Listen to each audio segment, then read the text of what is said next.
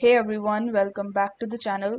In today's video, I'm going to show you how to adjust screen size and aspect ratio on old Samsung TV.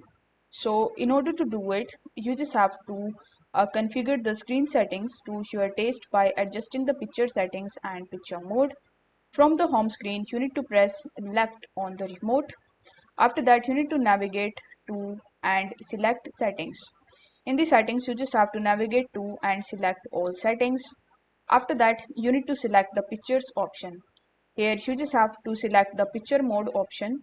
Now, from here, you can adjust the following picture modes settings. So, you just have to change the settings as per your convenience.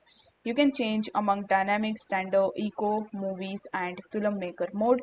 So, you can make it as per your own desire, and this way you will be able to adjust screen size and aspect ratio on all Samsung TV.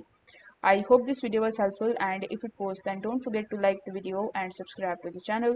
Thank you so much for watching.